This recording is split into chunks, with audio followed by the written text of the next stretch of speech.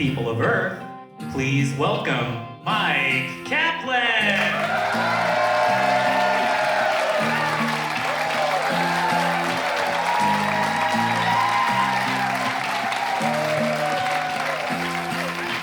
Thank you.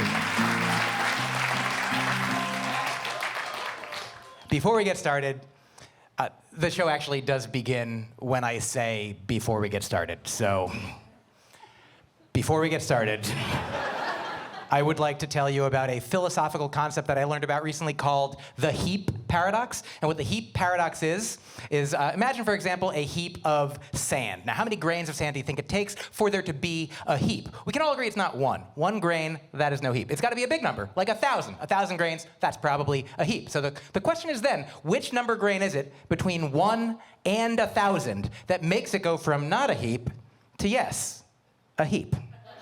And the reason that I'm saying that to you is because that is what my comedy is like. Like, I'll eventually be doing it, but you won't know when. It went from not comedy to yes comedy. For many people, it's right in the middle of that heap joke. For others, still not yet. So, for you, perhaps this next joke will be the first joke.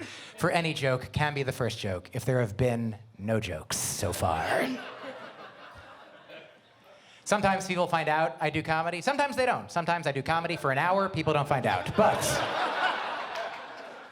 I met a guy once. He found out I was a comedian. He's like, "You're a comedian?" "No kidding." I was like, "It's mostly kidding." Almost 100% kidding. I don't know what kind of comedy you've seen. Mine is mainly kidding based.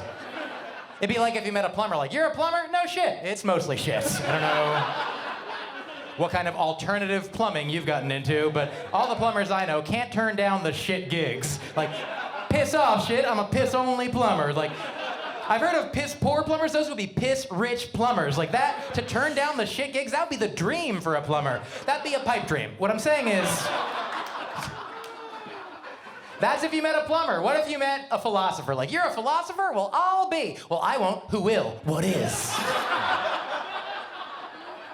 And what is a comedian but a shit philosopher? So, I've been doing comedy for more than 20 years, so far tonight, it seems. And when I started, I was not good at it. It's very rare to be good at comedy or anything before you've ever done it. So when I started, I was not good. But 20 years in, it's subjective. Thank you, that's one of my objectively better jokes, I appreciate it. I had jokes when I started, but none of them went together, nothing cohesive. I had these disjointed, weird one-line ideas. Like, one joke might have been about a plumber, but then another one would be about a flower. And then a third one would be about mushrooms, until one day I was like, wait, I think all of these jokes might be about Super Mario Brothers. I put it together, and that's what all my jokes are about now, because I grew up in the 80s. I had the original 8-bit Nintendo. This is my first of 8 bits about Nintendo, and that's actually the second one. Here comes the third. In the original Super Mario Brothers game, there are 32 worlds, 32 levels, where right after the first one, they let you jump up top to the top of the screen, run across, skip the whole next level, find a warp zone at the end. It teleports you to halfway through the game. Then the next level, you can do it again. Jump up top, run across, skip a level, find a warp zone. It warps you to the final levels of the game. I figured it out, did the math. Did you know you could win that whole game, having played only about 19% of the game? And do you know what else you could do if you wanted to? Is just not play. Like, nobody's making it. It's not homework. You could warp to a life of your own choosing at any point. Warp to outdoors, you know? Play in the real sewers. Become a real plumber. Do some real mushrooms, you know? Befriend a real turtle. They're not flying it out to kill you. That's just the mushrooms talking. So, why did we do it? Why did I do it? I'll speak for myself. Why skip to the end? It's very American dream. I want the prize. What do you want to do to get it? Nothing! But it's fun that I'm skipping. I'm skipping a game. We don't do that with a lot of art or entertainment. A nice book that I want to enjoy. Kind of a big book, though, so I'll just warp to the end of the book. I just beat the book. How many books you beat this week? What? How did Moby Dick end? Dick, I guess. I don't know. War and peace? More like warp and peace. I'm out of here. Like, I can't just warp us all to the end of this comedy show immediately, tell you the final punchline, and we leave right now. I'm not gonna be like, and that's why I'm not marrying my girlfriend's sister. Good night, everybody! It doesn't make any sense. Gotta play the levels. So, speaking of marriage, here are some thoughts I have on traditional marriage from the Bible. Traditional biblical marriage, which, as we all know, is where marriage is between one man, and that man has a rib, and that rib comes out. And then that rib becomes one woman. And then that man can only marry that one rib creature. That is the only skeletal mutant that he can be with, the only bone monster. That's my nickname, actually. Bone monster. I gave it to myself in high school because I gave it to myself in high school. And so now, his wife, she was in his body. So marriage is masturbation. That's in the Bible. And she's a woman, but was previously assigned male rib at birth. So what we have here is a trans-friendly mutant incest masturbation time travel clone situation. That's marriage. So if anyone says to you that they're for traditional biblical marriage, you could be like, that's kinky. I don't know if that's for me. Like, personally, I can't even pick just one rib. Look at all these sexy ribs I have here. That's why I keep them trapped in this cage. I am polyriborous, if you will. You needn't, but I am polyamorous, and I am single, so it is mostly theoretical right now. Don't know if that applause is for polyamory or that I'm alone, but if you're not familiar with polyamory, seems like you might be. Perhaps you're all one big polyamory here tonight. But for those that may not know, polyamory, the word, comes from the Latin and Greek for many loves, and it refers to a relationship model where you can have multiple commitments at the same time. Multiple romantic commitments simultaneously, that is polyamory. So when I say that I am polyamorous, all that I mean is that I could love anyone. Anyone. Anyone. Anyone? Okay, anyway, the point is, people get it confused. Like, you just want to bang everyone, right? You just want to bone everyone. Don't you? And I'm like, yeah, but not with that tone. More like, I want to bang everyone. And not even everyone. Have you seen Everyone? Ugh, no, thank you. I don't know if everyone is my type. Everyone? Ee, ah, oh, ooh. Sometimes why? All the vowels. Bang and bone everyone? Bang and bone? That's more aggressive than I want to be. I want to nudge some. I want to graze a smattering. I want to jostle a minion. You understand? Also, I do have a girlfriend. Sorry, I lied to you. But my girlfriend, my monogamous girlfriend who I am monogamous with, she loves that joke. She's like, keep telling that joke. And so I do keep telling the joke. Why? For two reasons. Number one, I'm committed to my girlfriend. And number two, I'm committed to that joke. And those two commitments together, polyamory. There it is. So, thank you.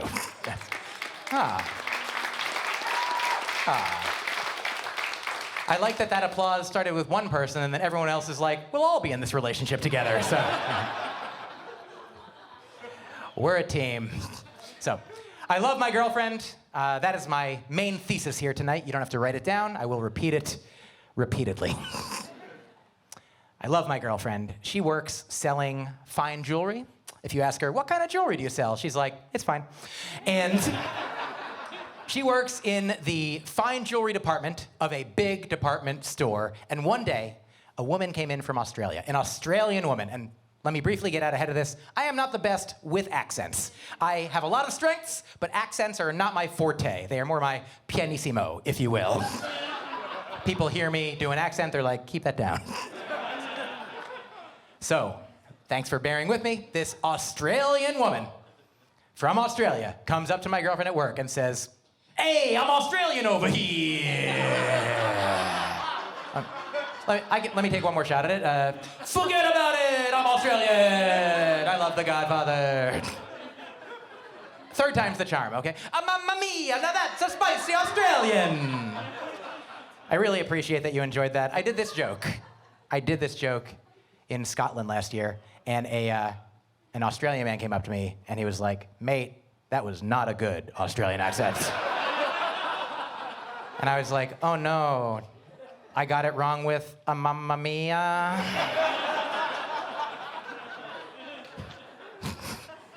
Maron. So here's what really happened. No accent. This woman came into the fine jewelry department in this big department store where there are many departments that it seems like the woman was looking for a different one of. She was lost because she came up to my girlfriend and said, excuse me, where can I find beauty? And she says, oh, it's all around us. I suppose. Open up your eyes. Every day of your life, every moment could be a journey. Wake up in the morning, maybe get into journaling, perhaps meditate or yoga, look out the window, sing with a bird, do some mushrooms, look at a tree, do more mushrooms, become a tree. You're the tree now. Set down roots, branch out, make new friends, make friends with yourself. Look into a mirror, look into your eyes, look into your heart, look into your own soul. And the woman was like, you're right. I don't need makeup. And she left, and they lost the sale. So, that last part is a joke. The woman did laugh, because my girlfriend is funny. Another case in point, she was at work modeling a ring for a gentleman who's considering getting it for his girlfriend. The ring she was modeling was gigantic and a flower. Gigantic flower ring covering her whole hand. And the man looks at it and he says, it looks beautiful, but can you eat with it? And so then she takes it off and mimes using it like a spoon. And she's like, yeah, if you need, you could get a lot of hummus on there, I bet, you know? I'd recommend a separate implement for you. You're very wealthy, don't need to go the spork route here, but that man also did laugh, because my girlfriend is funny. Also, for this one, I need to tell you her full name, because it's about her business cards at work. Her first name, I call her Rini, which is short for Rini Catharini, which is long for Catherine. And we don't have time to get into it further, but her given name is Catherine with a K, and I'll spell her last name for you. It is Voskressensky, pronounced just as you'd imagine. So, her business cards say her full name, which is, of course, say it with me, Catherine Voskressensky.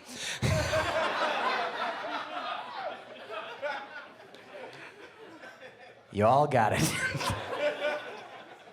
She hands one of these cards to a man in the course of doing business, and he looks at it and he says, wow, how do you pronounce that? And then she looks back at him and says, oh, it's Catherine. And he did not laugh. So I'm glad that you did. She came home that night, and she told me that story, and I was like, oh my God, that's so funny, baby. Rini, what must it be like to be at your job, at work, and you tell a joke that is clearly brilliant and hilarious, and it does not get the response and the respect that it deserves? What must that be like? I think I get it. My favorite part about those last few jokes is that I didn't even have to write them, because if Rini were a comedian, then those jokes would be hers. But since Rini is a jewelry salesperson, those jokes become mine. Because she is generous, and she gifts them to me. She shares them with me, because we're a team, right? Like, she's out there creating comedy in the wild, then together we wrangle it and tame it, and then I monetize it for our life. Do you understand what I'm saying? She sells jewelry, but she emits comedy naturally. Meanwhile, I sell comedy. I only wish that I emitted jewelry naturally. But I don't. The closest I come to emitting jewelry is, I don't know, comedy gold, or pearls of wisdom, or beads of sweat, or kidney stones. It gets gross. Nobody wants most of the jewelry emissions that I can offer. So, I'm working on what I can share with her in that department, but for the meantime, I will just share these stories that I wouldn't have without her, which I think are gems.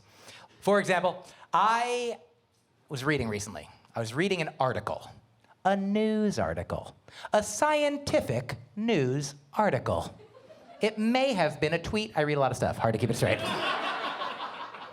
I read that there are over 8 billion people on the planet, and the odds are, statistically speaking, that every single one of us, every human alive today, has within our body one atom that also used to be inside Beethoven.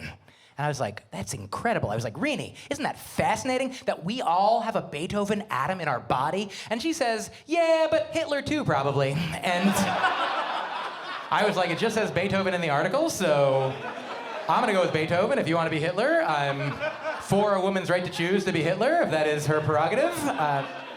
So my girlfriend is Hitler, I am Beethoven, and now we have a fun role-playing game for the bedroom, you know, where she's all like, give it to me, Beethoven. And I'm like, what? Then I say, I'm so hard of hearing. Beethoven is deaf. That's the main ingredient you need for that one to kick it into the highest gear. Then she's like, roll over, Beethoven, and we do it big red doggy style. Does that make sense? Okay. Now, I don't know if it's true that we all have a Beethoven atom in our body. It's true that I read it, but I'm not a scientist. I'm a comedian.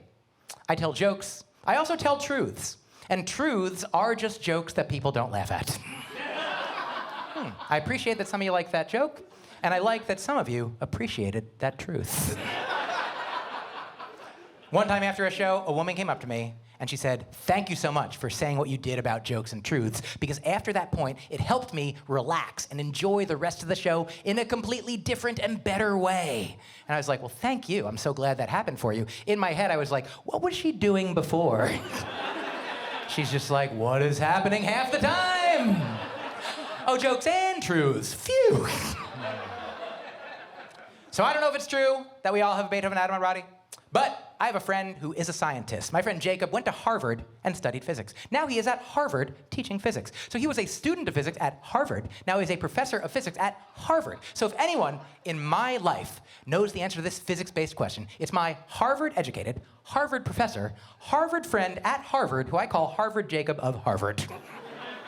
Harvard. So I asked Jacob, is it true that we all have a Beethoven atom in our body? And here was his answer. He goes, the exciting and disturbing thing that I've learned from physics regarding this. And I was like, yes or no would be great. He's like, it's exciting but disturbing and also exciting. Also, by the way, this all was an email, so I am just dramatizing it a bit. Here's his answer. He's like, the exciting and disturbing thing about physics is that all of our subatomic particles, quarks, electrons, and so forth, they're all constantly disappearing, reappearing, being replaced with identical particles all of the time. He says, from moment to moment, not a single one of us is made of the same elementary constituent particles. And I was like, wow. So what you are saying to me, Jacob, is that your molecules didn't even go to Harvard? So why are my molecules listening? Talk to the automaton, because the hand is a gonagon. And it's a little song I wrote for y'all. Now, I love learning as an adult because you don't have to. Not like when you're a kid, you have to. Like, I was raised to be an academic achiever. I was raised Jewish, an only child, an only grandchild, in my family, the local messiah. And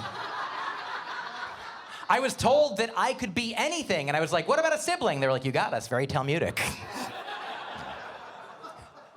My grandparents, my parents, everyone in my family was like, you could do anything. You could be anything. A doctor, a lawyer, an accountant, anything. And I was like, comedian, and they were like, doctor, lawyer, accountant. Those were the anythings we were referencing. For those that aren't Jews here, did you know that is our Holy Trinity? In the name of the doctor, the lawyer, and the holy accountant, hallowed be thy numbers. Let the record show I did just cross myself with a Jewish star. And look, I'm not saying that all Jews are accountants, and I'm not saying that all accountants are Jews. But I am saying everything that I am saying.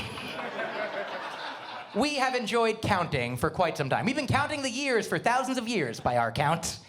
One of the books of the Old Testament, which some of y'all have borrowed and we'd like it back. One of the books is called Numbers. That's how much we love numbers.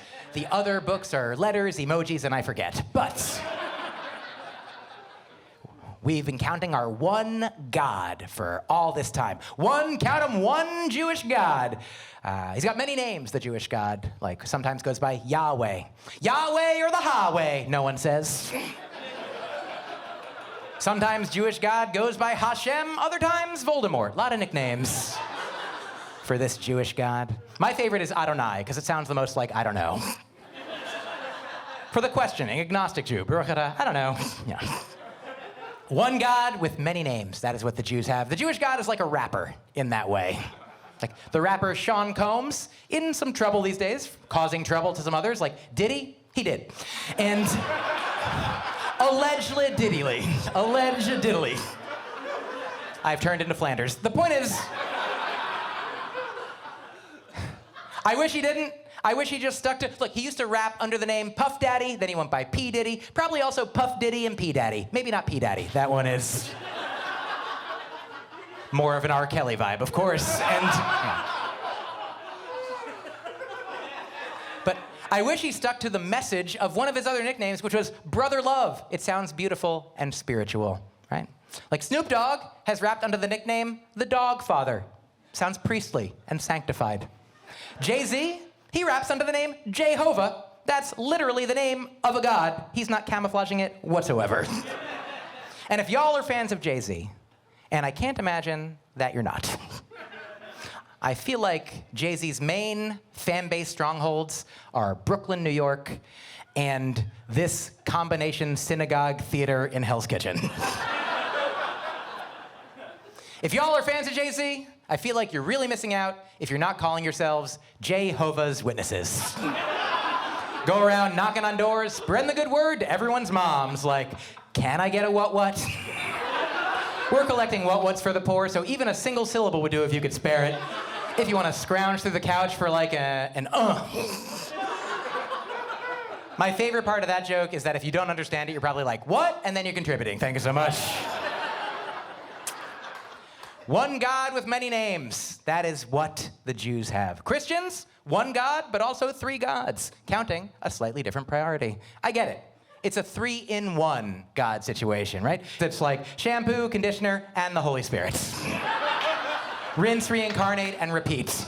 And get ready for the, I apologize in advance, second combing of Christ. It's over. I forgive me. Now I am not here as a Jewish person to math anyone out of their religion. Truly, whatever brings you joy and peace and meaning, I want that for you. And I also just want to share with you something that I discovered recently. Did y'all know that supposedly Jesus died on a Friday and then came back 3 days later on a Sunday? And also, did y'all know that 3 days after Friday is Monday? That's from a regular calendar and everything. You can check when you go home. I'm not doing any Jewish sorcery here. This is simple mathematics, otherwise known as Jewish sorcery, from our hallowed book of Numbers. Now, you might be thinking, this is a lot of Jewish material. We're not all Jewish. There's not that many Jews in the world. But Rini, my beloved girlfriend, she is not Jewish, but she loves Jewish. So this is all for her.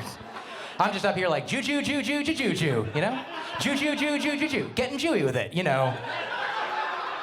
Another spiritual rapper, the Fresh Prince of Peace. Now, the final Jewish piece of this that I'd like to talk about now is, do you know our custom at a wedding, the stomping of the glass? Which historically always used to be men stomping on the glass, because the future is female and the past is men breaking stuff. Like, these days, all the genders are getting in on the action. Women have been smashing through the glass ceiling of smashing through the glass. And why? Why, though? Why are we doing that? I have two theories to present, one of my own and one I learned from a rabbi. I will share them side by side as though they are equivalent. So, my theory is that thousands of years ago, a man was at a wedding and broke a glass accidentally. And then somebody else was like, hey, you weren't supposed to do that. And he was like, oh no, we do that. You didn't know that? We do that at every wedding. I can't believe you didn't know. Yeah, I'm the guy who breaks the glass at the wedding. You're the embarrassed guy who didn't know that a man breaks a glass at a wedding. That's the thing. Don't tell anybody. I won't tell anybody. That's the kind of straight white male confidence that I have been marinating in my entire existence. The very idea that if you make a mistake and you can't fix it, just keep making it, and then it will be a tradition. Decree it as such. That's how jazz was invented, I believe, you know? Or how jazz was stolen from black people by white people. Either way, here's my impression of how jazz came about is make a mistake, make it again, everyone leaves, jazz, right? What are jazz hands other than waving goodbye to the people that were like, I'm sorry, I didn't realize there was going to be jazz here tonight. So it's great punctuation. The song is over, the dance is over, the joke is over, right? But here's the thing, I love jazz. For these jokes, I don't. But what I'm saying is, if jazz is playing in the forest, and there's nobody there to hear it, good. Okay, so that's my theory about Jewish weddings. Here's what a rabbi told me. I have a friend who's a rabbi, and what she said, and look at that, you sexists. You think a woman can't be a rabbi? She could be a rabbi just like any man. So what my female rabbi friend told me as she stroked on her long beard, and look at that! You bigots think a woman rabbi can't have as long a beard as any male rabbi. She can have a beard twice as long and only get paid half as much for it. Here's what my female bearded rabbi friend told me. She said that when she officiates a Jewish wedding ceremony, she talks about the glass and how fragile it is, and how that fragility represents the fragility of the relationship. Even the strongest union, the most powerful marriage, the best relationship, every single one is fragile like that glass. And I was like, wow, well, that's really beautiful and meaningful. I guess I just have one follow-up question. Why are we smashing it then? That was like my main question from earlier. Is it like a warning? Like there's a protection racket, a guy off to the side at the weddings, like, real nice marriage you got here. Shame if something happened to it, you know what I mean? We saw that glass and whatnot. By the way, I am a visiting rabbi from Australia, so.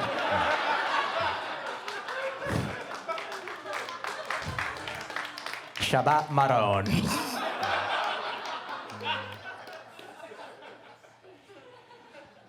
Weddings are weird, I guess is what I'm saying. That's my sub-thesis. Like, I'm a man, my girlfriend's a woman. Ew, gross, hope it's illegal soon. But for now, we are allowed, almost required, to flaunt our heterosexuality, right?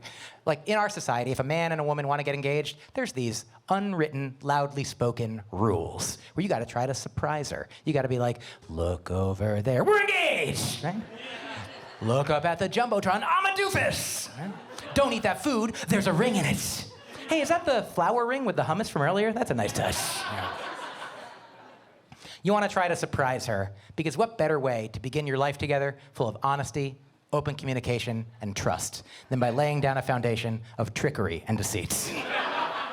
You know what they say, sneaky dress rehearsal, perfect marriage.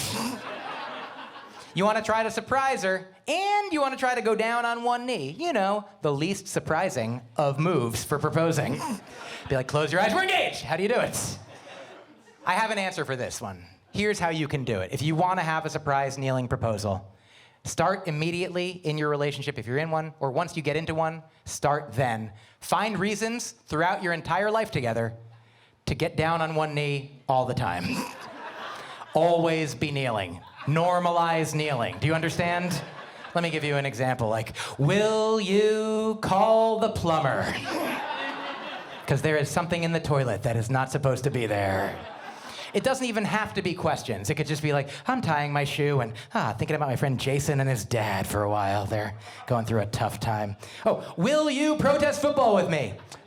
Do you mean police brutality? Yes, but also the brutality of football itself. Will you protest both the brutes of football as well as the brutes of the police? Also, will you help me up? Because my knee hurts from doing this throughout our entire relationship. And the American healthcare system is quite flawed. Jazz hands. You can kneel as a proposal if you want. You can do anything you want, but why not do anything? If it's a new relationship, why not do something new? Start a new tradition. You don't have to kneel down. You can just be like, marry me. You can kneel up. You can kneel over. Kneel up, up, down, down, left, right, BA, select, start your life together. You'll have infinite energy. So hopefully they say yes. Then, what's the next weird custom? You get to the wedding, the vows. That's where you promise someone the future. So there's the past, the present, and the future. Those are your three main times that I'm familiar with. If anyone is aware of any other times, please let me know at any other times. And the future's the only one I don't know, though. Present's right here, past a second ago. Future, that's the one I'm promising, but I want to be honest in my vows. So here's the honest vows that I have come up with. I promise to love you now. I vow to always love you now. And now is all there is. So even if I only promise you now, you don't have to worry about the future. The future never comes. It's made up. And the past was never really here. It's always now. It's a 3-in-1 time situation. Now, the now, and the holy now. I don't even call it writing my vows. I call it my non-vows or my nows. I'm reciting my nows. Sometimes I feel like my comedy is like running across a bridge in a video game as it collapses behind me. And we're like, how did we get here? Gotta keep moving. Don't know. So.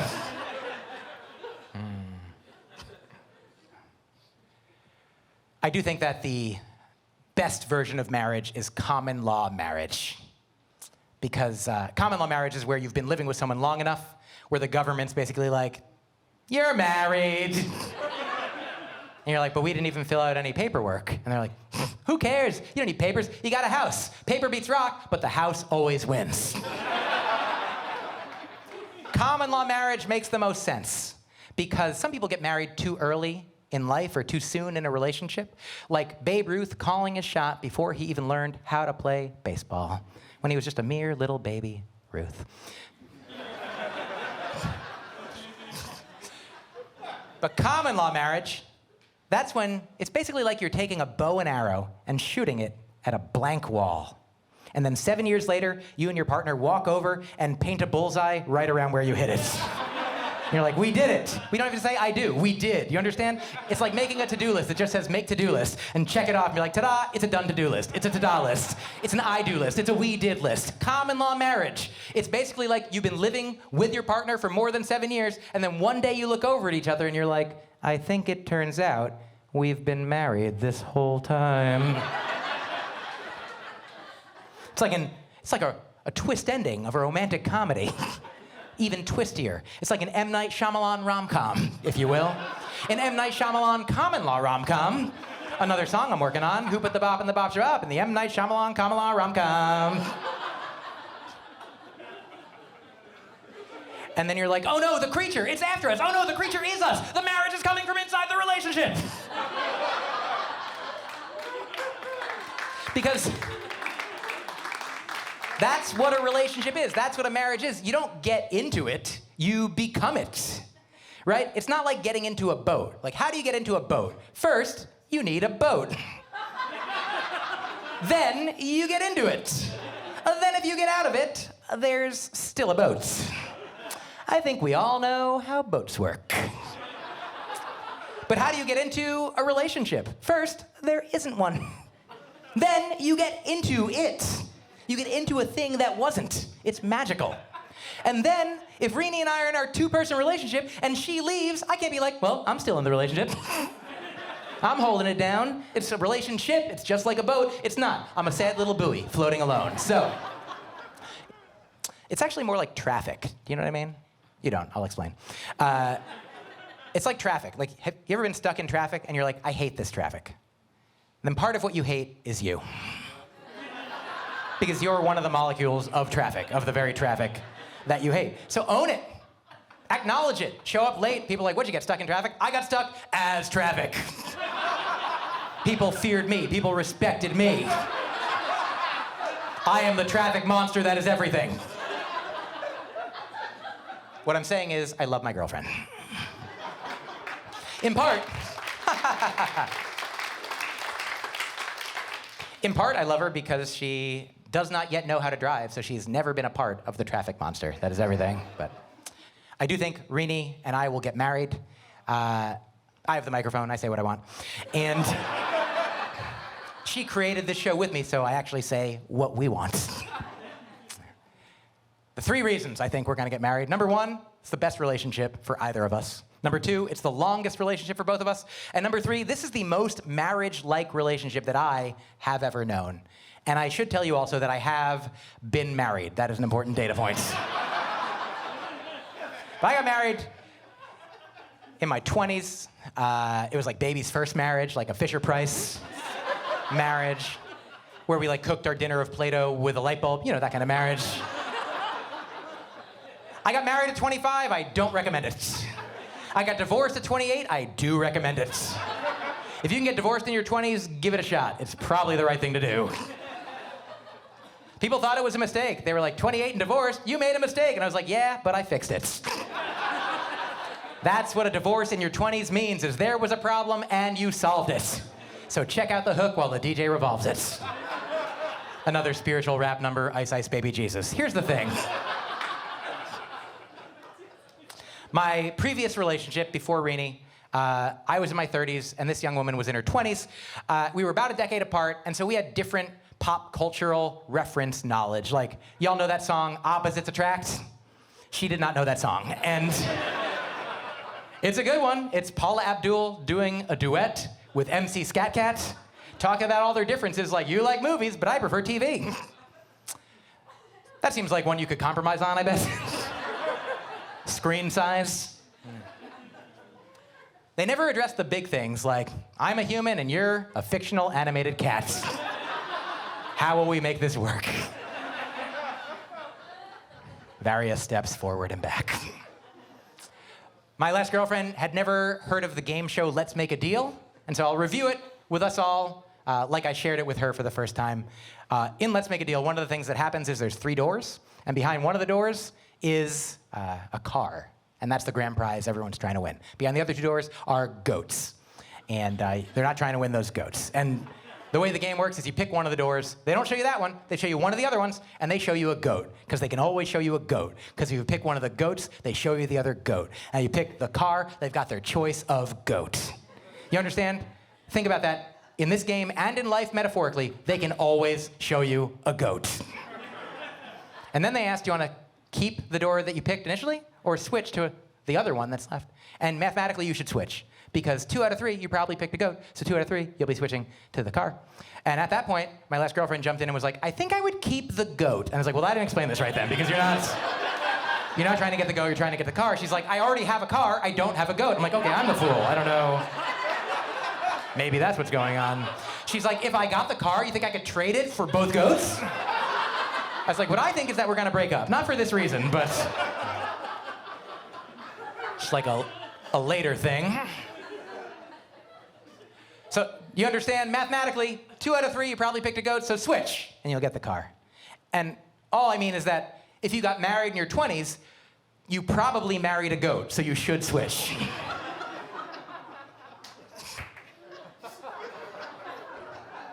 Get ready for that sweet, sweet car. So I'm happy now, I guess is what I'm saying. I'm thrilled, I'm content, and so glad to be in the relationship that I'm in. I used to be afraid of commitment. I used to be like, what if I commit to somebody, but then there's somebody else that I meet that I think might be better. And now I don't feel that way anymore. Like now I'm happy to be committed in this relationship because I really feel like I have met everyone. Like I think y'all were the last people that I hadn't met.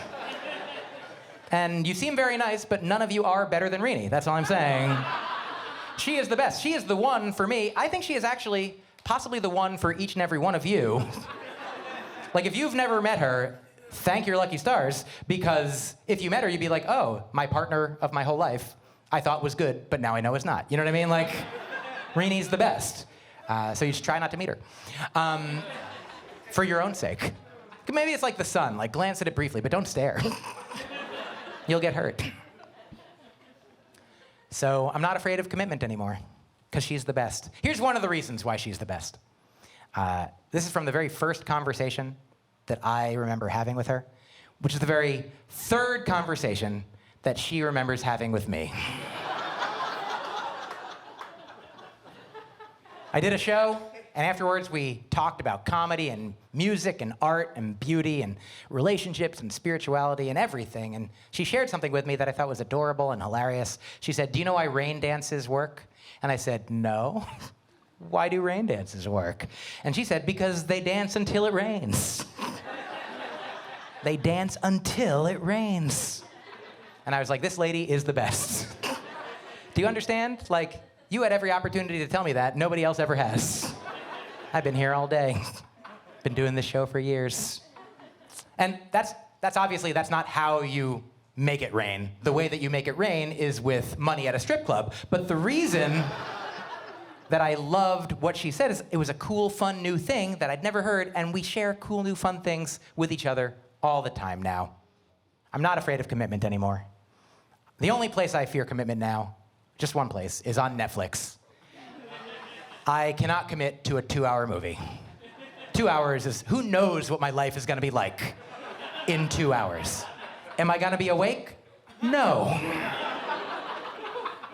So I can't watch a 2-hour movie. I can watch a 20-minute sitcom, and I can watch 1,000 of those in a row, but I cannot watch one slightly longer thing. It's like that for a lot of things. Like, I don't really like the beach, but I could do a grain of sand, and another grain of sand, and another grain, till they add up to a heap, or maybe a dune. Not Dune, that's actually a 2-part movie, way too long. This is truly how I learned to embrace monogamy.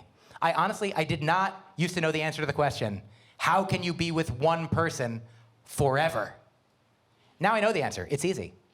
How can you be with one person forever? 20 minutes at a time. That's all you gotta do, and then it'll ask you want to keep watching? You're like, yeah, what happens? My favorite show with my favorite two people were the actors, the writers, the creators, the directors. We're making the show all day, all night, while we live, while we wake, while we sleep, while we dream. Eventually, we'll be making the show for 7 years straight, then we'll be common law Netflix. Do you understand? She's gonna be my Amazon primary partner. My Disney +1. My Hulu Boo. My Roku something or other. The only change I would make to common law marriage, and it's very important that I enunciate every time I say common law marriage, otherwise it does sound like Kamala Harris.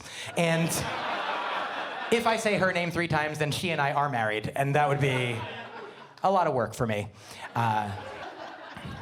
The only change I would make to common law marriage is, I would say you don't have to be living in the same place with the same person for 7 years. You just have to be on the same streaming services plan with somebody for 7 years. Maybe some of you then would end up married to your parents or a cousin or an old roommate, but it's a price I'm willing to pay. Like, I have an old password that belonged to a lesbian friend of mine's now deceased father. So a dead man, a lesbian, and me. That was actually my last traditional biblical marriage. But I'm happy now. I'm really content, really grateful, which means we're approaching the end of the show because we're almost caught up. But I want to let you know, before the show ends, there'll be a few times it seems like it might end, but it will not end until I've read something to you. Because sometimes I just feel like I have to say this because every once in a while an audience member's like, he seems happy, I think we can go.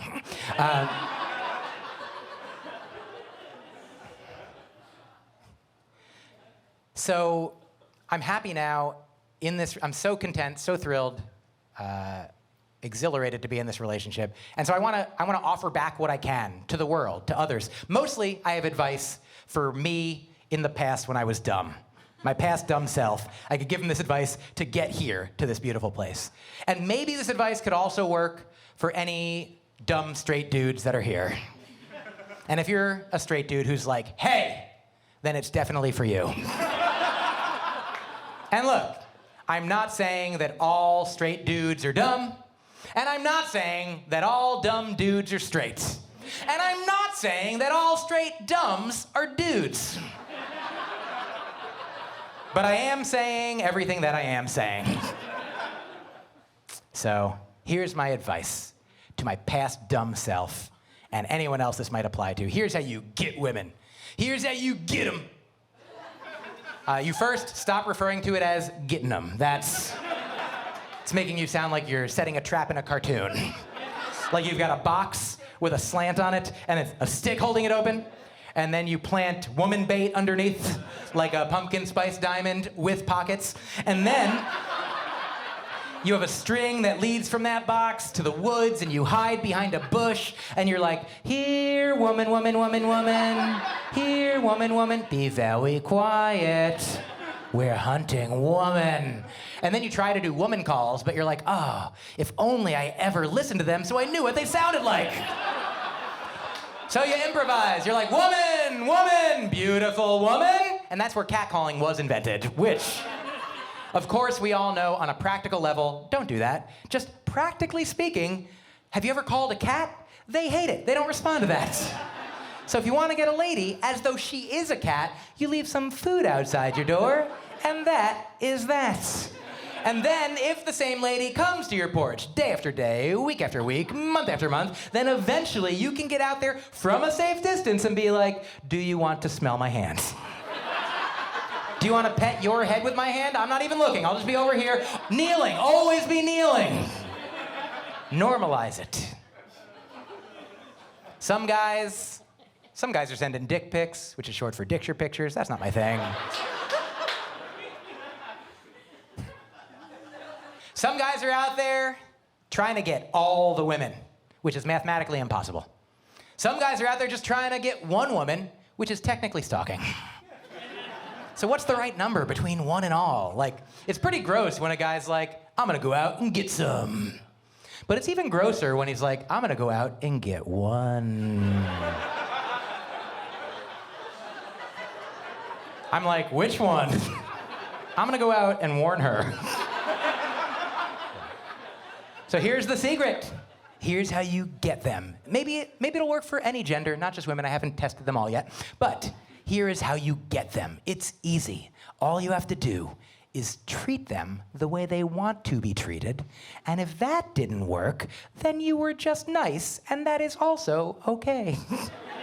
Because it's better to be nice and alone than in jail with others. Often the dichotomy you face. Now,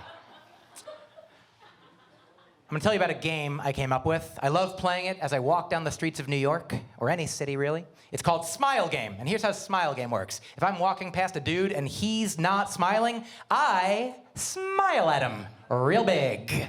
And if he doesn't smile back, then I win Smile Game. And if he does smile back, then we both win Smile Game. It's my game, I made the rules, I win every time. Now, next level Smile Game, what if it's not a dude? What if it's a non-binary person? Or let's say we see a lady walking down the street and she's not smiling. What I do then is leave her alone, let her live her life. Then I talk about it on stage. Sometimes women in the audience might smile, and then I just won Meta Smile Game. And that's how you get women, is you stay away from them. You stay away long enough and far enough till they're like, who is that man? Not assaulting me whatsoever? Who is that dude not harassing me? That guy is not attacking me. I gotta learn more about him. He's so far away, I can't even tell if he has any flaws. What is he, tall, dark, handsome? I gotta move closer. She moves closer, you back away. If she goes faster, you go faster. And if she tackles you, then that's your wife. Do you understand? You don't get women, women get you. Like, you wanna be a dashing prince? What does that mean? Either means you're handsome or running away. That's what dashing means. Dash away from her, maybe your princess will be in her own castle. And what I'm saying is, all of my jokes have been about Super Mario Brothers. Now,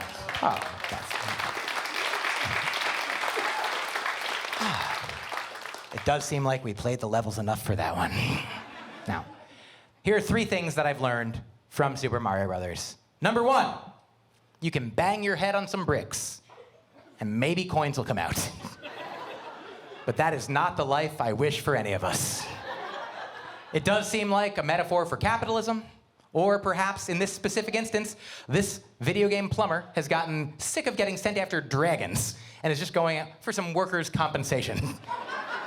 Either way, he's like, ow, money, which is the most painful way to make it rain, I do believe. Second thing I learned from Super Mario Brothers is play the game. Especially if it's literally a game, right? Don't skip levels, don't warp ahead. Play all the levels over and over. Find secret, hidden, extra bonus levels. Get better and better at them, get more and more joy out of them, and bring that attitude to everywhere in your life, to your hobbies, your passions, all your experiences, your friendships, your work, definitely your relationships. Don't do what I did. I got married at 25. We did not play all the levels. We warped to marriage, which is a warped way to get to marriage. Then we warped ahead to 2 years later, and I fought the big boss, and I won. I won marriage. I'm divorced. Do you understand? That's what warping to the end of marriage gets you. It's definitely gonna rain eventually. You might as well enjoy dancing. Dance until it rains. Play the game.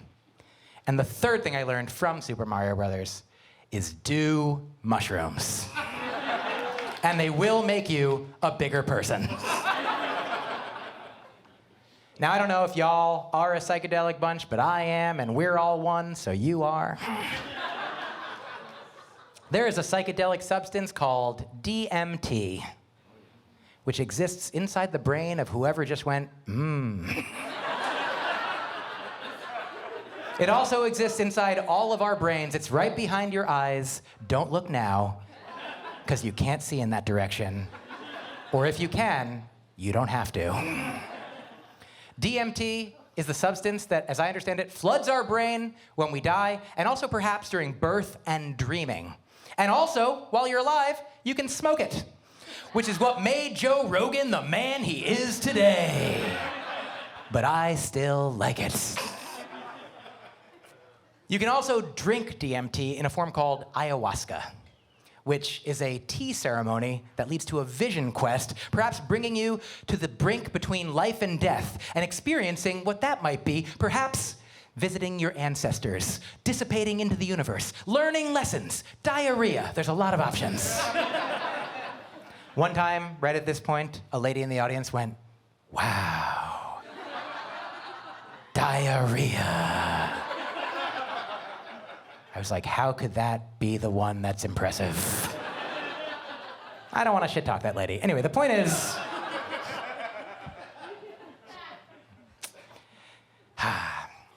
you don't have to do these psychedelic substances, but a lot of people are out there. Psychonauts are adventuring for us. Like, I have a good buddy who went on an ayahuasca journey and reported back, and that good buddy is me. I am my own good buddy. I also have a friend named Jason who's not me. Like, we're all one, but he's a different guy. My friend Jason told me his very first ayahuasca trip, he came into it an angry person, and he came out of it a loving person. And I was like, wow, how did that happen? And he said this, he said, before we got started, the guide who led the ceremony, he told us all, this is not a vomiting experience. Sometimes a person may vomit. Other times, everyone will vomit.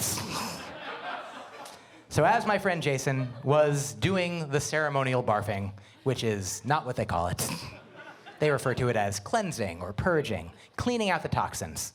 While he was cleaning out, he hallucinated something that brought him back to his childhood, where his father had been abusive, verbally, emotionally, and physically. His father had beaten him numerous times. His father had a few times tried to poison him, and once his father left a scar on his forehead because during a beating, his father had this ring that left this scar. And my friend Jason told me that while he was purging, he hallucinated that he was throwing up that very ring. The ring that represented to him his father's rage and pain, his father's fear and anger. All of that darkness and negativity was coming out of him, leaving behind only the light and love that perhaps lurks beneath the dark clouds within us all. I know light doesn't typically lurk. I do feel like light can do anything that darkness can do, and more. But now I told you that I tell jokes and I tell truths. And I do my best to leave laughter out of that last section to demonstrate to you how true it is. And my friend Jason told me, after that ayahuasca experience, the scar was gone. And that part's a joke. So, it was such a beautiful story, though, that he told me. I was like, immediately, can I share that with people? And he was like, the story about how we're all loved deep down, connected, perhaps the same love, the same way, that the sun is the same sun behind all the dark clouds. What if he's like, fuck you, that's my story about love. Sorry, man. Get your own bit about how we're all connected. I love telling the story because he encouraged me to, for a couple reasons. One, even if you think it's metaphorical as opposed to metaphysical, the idea that we're all potentially the same light and love, deep down connected, what a beautiful thought. But the main reason I love sharing that story is that I finally realized that if I ever vomited a ring, that would be the perfect gift for my girlfriend. Finally, jewelry emission possible.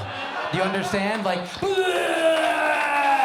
you, Hitler, take me, Beethoven, to be your lawfully wedded bone monster? Will you be my trans-friendly mutant incest masturbation clone in the name of the doctor, the lawyer, and the holy accountant, as Jehovah is my witness? Will you protest football with me as well as tackle me and be my wife? Will you stomp on a glass with me until it becomes a heap of sand? How many times do you have to stomp on a glass until it becomes a heap of sand? Will you be with me now, the now, and the holy now? Will you binge this life with me? With this purge, I thee binge. There's a lot of these. Will you smell my hand or pet your head with my hand, whatever you want? Will you actually call the plumber because there's something in the toilet that is not supposed to be there, and it is the very ring that I just cleansed into it?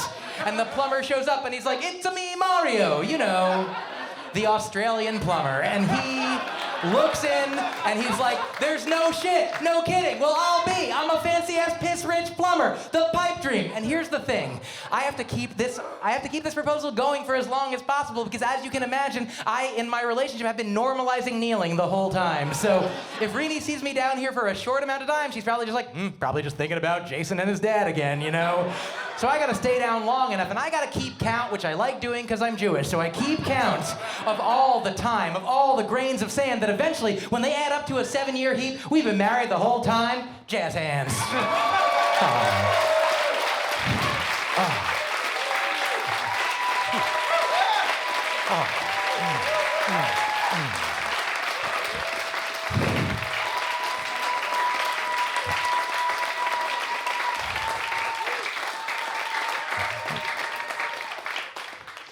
So before we get started, it's so wonderful to have created this show with the woman I love. It's a love letter that we've written to each other, with each other, about each other, and we get to travel the world with it and record it here with you. And Rini is actually here tonight, and I would love for you to meet her. Rini, please.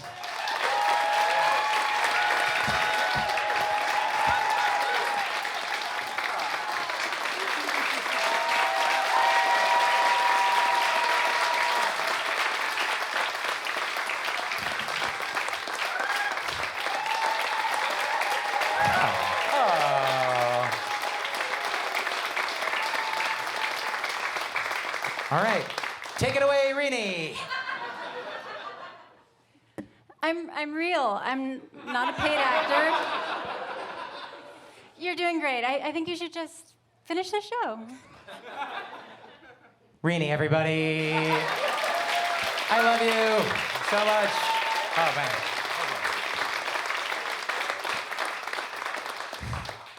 She is real. And, I mean, just real quick, you could see her, right? I truly sometimes fear that this is like a Fight Club type situation, but the opposite, Love Club, of course, where she is the most beautiful woman that I've ever seen, and she and I are together. It seems like it has been a hallucination, and I always worry that the audience is just seeing me up here alone and being like, this is a very creative show. This man seems like he has found it, but he has actually lost it. So I'm so happy to get to do this show with Rini, and she doesn't work selling fine jewelry anymore. She actually left that business, and then it went away. The business does not exist anymore, so that is how powerful she is. They went out of business. The business went out of itself. So we get to travel now together, sharing the show with people who are our new friends, our old friends, our family, the people that we love, sharing our love with them. Like, I mentioned that I'm an only child, an only grandchild. Rini is basically the opposite. She has so many, she's got aunts and uncles and nieces and nephews and siblings and cousins and parents. So many parents. She is swimming in parents. And so we get to do the show for our loved ones so frequently. And it's really lovely. There was one show in particular where a lot of her family was there a little while ago. And this young woman came up to her after the show. And here's the thing. I've been doing comedy for decades. People come up to me after shows all the time. Like, I'm used to it. People are always like, it's perfect, you're a genius, how do you do it? That kind of thing, you know? And how do I give you all my money? Please. But Rini, we've only started, traveling with this show more recently. And so people now come up to her after the show, and it's really beautiful. And so this young woman came up to her after this show. And I think this young woman was in her 20s, which is the exact age that I was when I was dumb. And I was dumb in my 20s, and I did not know it. Now I am dumb in my 40s, and I do know it. And look, if you're in your 20s, I'm not saying that you're dumb. I'm saying that I'm dumb, and you're dumb. We are all one dumb. So this young lady came up to Rini and said, wouldn't it be cool if at the end of the show, when he's down there on one knee, wouldn't it be cool if he actually proposed? And here is what Rini said back verbatim, that I will read from this book where she has written it out for me, because I used to wing it. And then I would say, and that's what she said. And then Rini later would tell me, very kindly, that's not exactly what I said. I'm not saying that I couldn't communicate Rini's message perfectly. And she's not saying that I couldn't communicate Rini's message perfectly. But I am saying everything that she is saying. So this young lady says, wouldn't it be cool if he actually proposed? And here's what Rini said. She says, what does that even mean, to actually propose? To do it once, officially, but then it's over? I mean, did you watch the show? It is an intricate slow-motion proposal that he performs every night of our lives, sometimes twice on Fridays and Saturdays.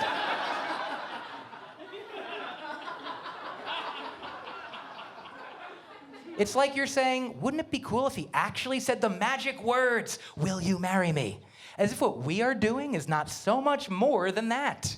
People are impressed with elaborately planned proposals, but do you have any idea how much work it is to create an hour of comedy? He started doing comedy more than 20 years ago and has been working on this show for over 5 years. Maybe you think a diamond ring would make it official, because diamonds are forever. But you know what's more forever? This show, once it's filmed and on the internet. And almost anyone can have a diamond. I mean, I can have one if I want, but you know what only I can have is this show, because it's ours. And I've actually written so many of these jokes that honestly, if I left him, he would have nothing.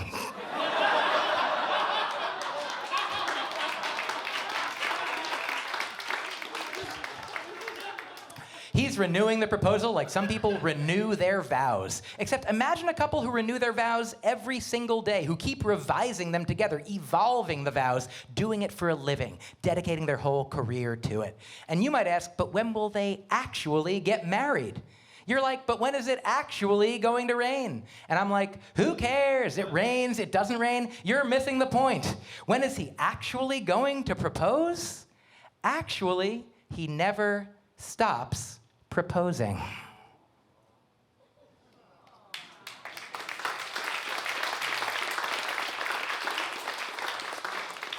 And then at that moment, there is a pause. And then the young lady says, yeah.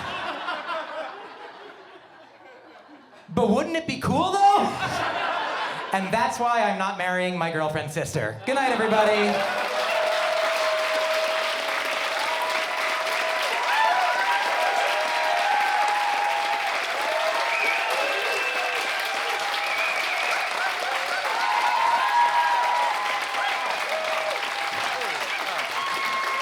Thank you so much.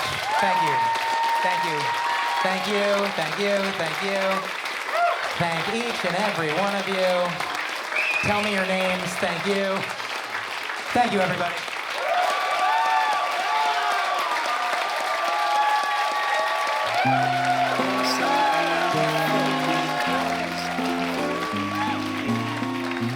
Emotions feel, feeling, idea, laughter.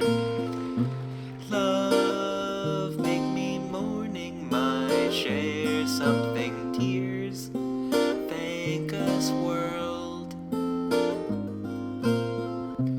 All so beautiful because before being, emotions feel, feeling, idea, laughter.